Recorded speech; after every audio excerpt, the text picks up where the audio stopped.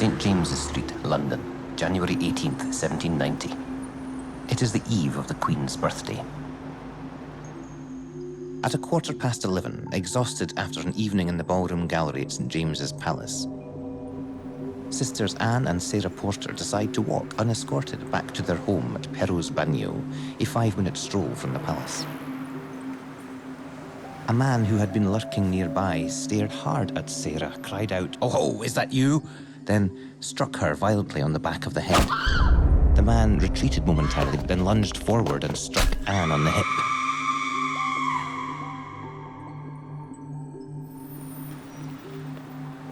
Four months later, by the end of May, more than 30 women had come forward with similar claims.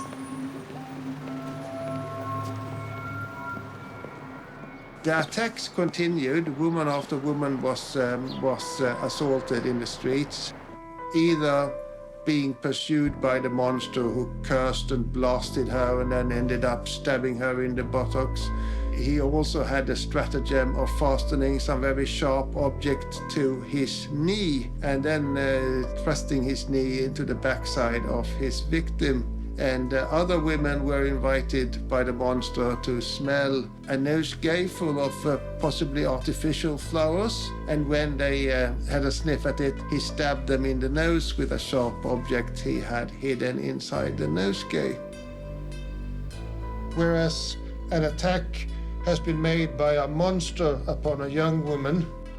Doctor and author Jan Bondison stumbled upon the story of the London monster while researching another book, The Fiji Mermaid. The thing is, I was rather surprised when I started researching the story of the London monster that nobody had written the case up before. It's a story so strange that if it had been a novel, nobody would have believed it. He has since amassed an impressive collection of contemporary monster prints, satirical cartoons, and newspaper articles. Nice original satirical print. So one of the wounded ladies shows her injuries to the magistrates, and here's Sir Sampson Wright having a close look. When the Porter sisters' father reported the attack to the police, he learned that 2 other women had been attacked in a similar manner earlier that same evening. But the early London police force was an amateur affair, little more than a neighbourhood watch, and ill-prepared to track down a serial slasher. 20 suspects were eventually dragged into the Bow Street office, but none was identified by the victims. But a white knight was waiting in the wings. John Julius Angerstein, wealthy art patron and the father of Lloyd's Insurance House. John Julius Angerstein was intrigued by the monster's long catalogue of crimes against the fair sex, and he personally went round to interview each and every one of the wounded ladies, and he left descriptions of them in a book he wrote that was intended to be the handbook for the prospective monster hunter. A certain Miss Toussaint, whose clothes had been cut by the monster on January 18, was described as young, about or rather below the middle size, good agreeable countenance, lively, pleasant, and very pretty. Sarah Porter was not quite Angerstein's type. She was only mild, genteel, and rather handsome, but her sister Anne met with his full approval. She was young, below the middle size, with fine black eyes, good skin, fine teeth, lively, sensible, delicate, and very pretty. And Angerstein asked all the wounded ladies to give descriptions of the monster who had assaulted them. Some were describing a very tall man, others said that the monster was quite diminutive, and details of his clothing were also wholly divergent. Mr. Angerstein put up a reward for the capture of the monster, £100 reward, and he announced that reward with large posters pasted up all over London. And £100 was a lot of money in those days, so Angerstein single-handedly created a mass hysteria, and women were absolutely fearful of being attacked. Angerstein included a composite suspect description on his poster. He appears to be about 30 years of age, of middle size, a little pockmarked, of a pale complexion, large nose, light brown hair tied in a queue, cut short and frizzed low at the sides, is sometimes dressed in black and sometimes in a shabby blue coat. The monster attacks continued, increasingly cruel and unhinged. Damn you, bitch. I would enjoy a particular pleasure in murdering you and in shedding your blood. A journalist for the Oracle newspaper described the mood in the city. It is really distressing to walk our streets towards evening. Every woman we meet regards us with distrust, shrinks sidling from our touch, and expects a poignard to pierce what gallantry and manhood must consider sacred.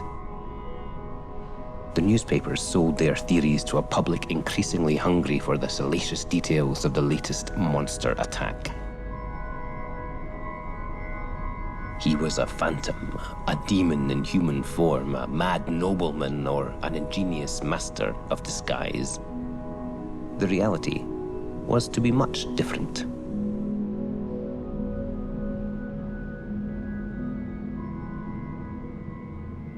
As the monster mania spread, the London women were in a state of alarm. However, other London ladies are recorded to have ordered cork rumps or brass petticoats to wear underneath their outer clothes, copper bottoms to be safe from the monster's rapier. It would take until June 13, 1790 for any important breakthrough to be made in the hunt for the London monster. The breakthrough came courtesy of the sharp eye of Anne Porter, whose traumatic encounter with the monster 6 months previously had left the fiend's visage permanently etched in her mind. While strolling with her paramour, John Coleman, fishmonger to the Prince of Wales, she spotted the monster amid the noonday crowd. She met with this monster one day in the park as she walked with Mr. Coleman, who noticed the spark. She told him how much from this wretch she'd endured, so he followed the monster and had him secured. The man introduced himself as Renwick Williams. He denied being the monster, but agreed to appear before the Mrs. Porter in order to put the matter to rest. And without any further ado, they went into the parlor where the Mrs. Porter were sitting, and both of the girls fainted dead away, screaming, "Horrors! It is him, the monster!" And William said, "The conduct of the ladies, sir, is extremely odd. I hope they do not take me for that person who is advertised." The accused was an impoverished 22-year-old artificial flower maker and former dance instructor from Wales. A journalist for the Times described him as a young man of genteel appearance who, unfortunately for his family, has been in very dissipated habits of life, which have led him into expenses among women. His friends are persons of character and reputation who most sincerely feel for the excesses and wanton behaviour of this thoughtless young man. He was not the beast that the public had anticipated. Yet, at the Bow Street offices of the city police, more than 20 wounded ladies identified him as such. "If it be anyone in this company, this is the man. There is the wretch that wounded me.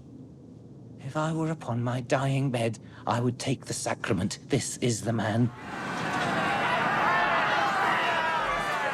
Furious mobs pursued the police van as it whisked its frightened prisoner off to Clerkenwell Prison.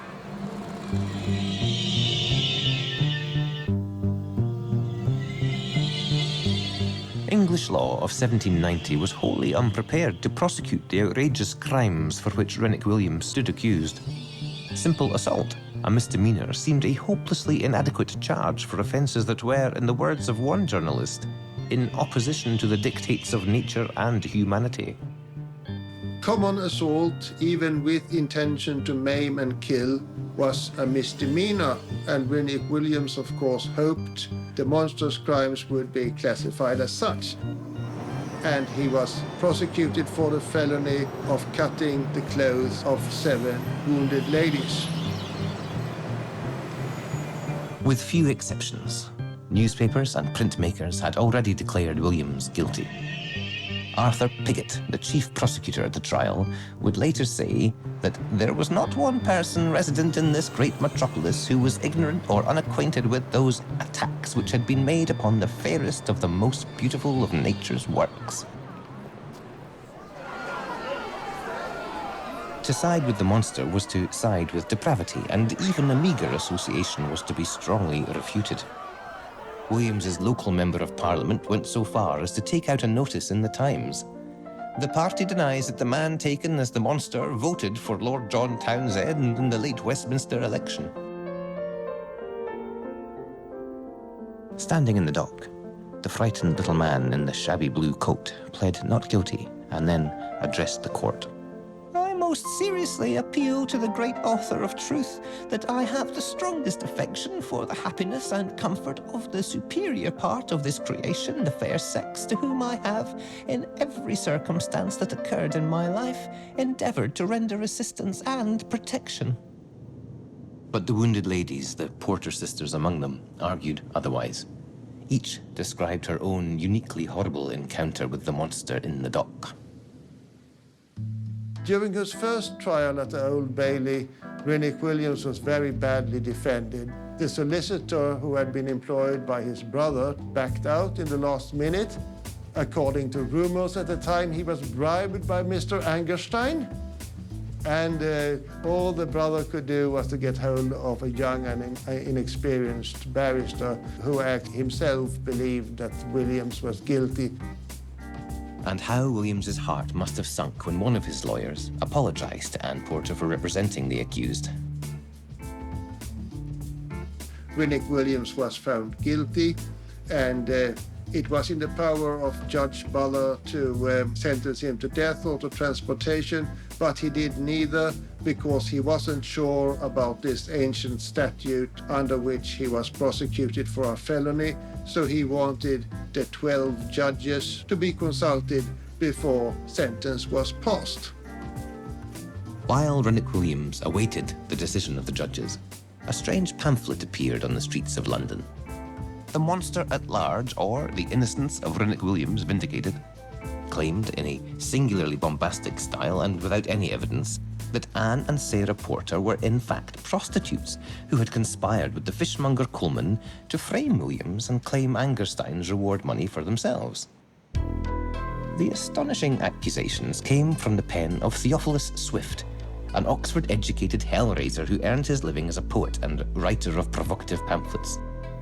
He announced himself as Renwick Williams's champion just in time to defend him at his second trial.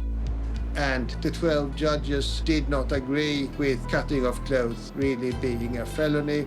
So at the 13th of December 1790, Renwick Williams was taken from Newgate to stand trial for the second time as the London Monster. Swift immediately went on the offensive, attacking the character of his victims. His abrasive style, a discordant mix of classical quotes, crude innuendo, and offensive puns, was making him no friends in the court. His treatment of Anne Porter in particular made the spectators seethe. When Anne Porter was to give evidence, she clearly identified Williams as the man who had come up to her in the street more than once to insult her. And Theophilus Swift tried his best to make her repeat these words that had been used towards her. And rather unwillingly she said, "Blast your eyes, you damned bitch. I will murder you and drown you in your blood." Anne swooned, was revived with smelling salts, then lapsed into a shocked silence. Swift was not impressed with these theatrics. "Your agitation, madame," he shouted, "always seems to occur at the most convenient time." Theophilus Swift did his very best to bully and harry the female witnesses. He also pointed out, whereas the monster had been described as having light brown hair, Rennick's hair was black. However, Mr. Justice Mannering wrote in his notebook that Williams had obviously made use of a dye to color his hair. When the women remained steadfast in their insistence that Williams was the monster, Swift advanced the collusion theory that he had formulated in the pages of his pamphlet. Referring to Coleman variously as a frog-blooded coward, a despicable buffoon, and Miss Porter's puppy, Swift raised the issue of the Angerstein reward. Had you directly or indirectly any interest through the medium of Mr. Coleman? He asked Anne Porter. What connection have I with Mr. Coleman? Good God, sir, no, she replied, calling his suggestion the most malicious falsehood a malicious mind ever dared to advance. Boos resounded from the courtroom walls. An incensed young man had to be physically restrained from attacking Swift. However, the Mrs. Porter, Miss Bourne, and Elizabeth Davis all identified Rennick Williams as the monster, and he was found guilty, and he was sentenced to 2 years in prison for each of these 3 assaults. That is 6 years in total.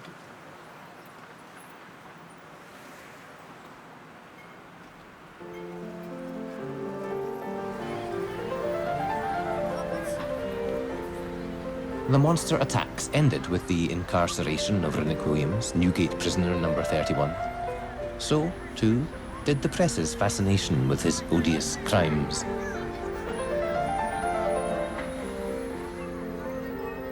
The story of the London monster had been written, read, and largely forgotten.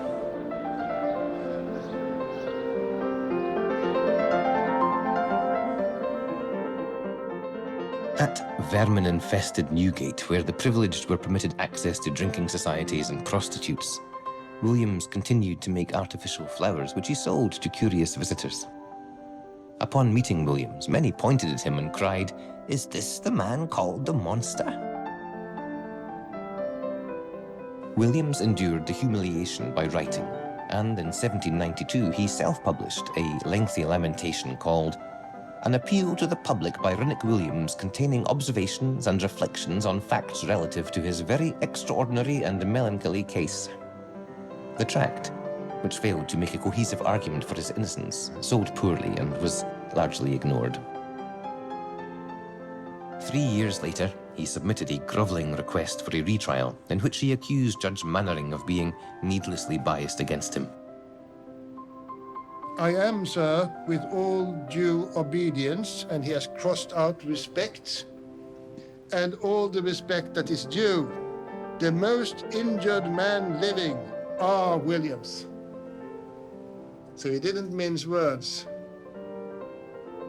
But the pathetic appeal was rejected by Mannering, who noted in his decision the fact that Williams had dyed his hair at trial in an obvious attempt to confound the witnesses. This he took to be a sure sign of guilt. Theophilus Swift, for all his faults, did divine the true nature of the relationship between John Coleman and Anne Porter. They were married at St. George's Church, Hanover Square, in the early spring of 1791. A journalist for the local paper appreciated the chivalric aspect. Mr. Coleman is rewarded for having brought the monster to punishment by the lady whose cause he so gallantly espoused. Coleman collected the Angerstein reward, and the two lived happily ever after. Well, over the years, the debate has continued whether Rennick Williams really was the London monster. The original descriptions of the monsters very divergent, so it seems likely that there was at least one copycat criminal. It also remains a fact that there were no more monster attacks after Williams had been taken into custody, and the entire monster mania was dispelled as suddenly as it had begun. Rennick Williams was released from Newgate on December 16, 1796, having served his full sentence. He lost no time before marrying, and he had a little monster of his own, George Renwick Williams, son of the monster.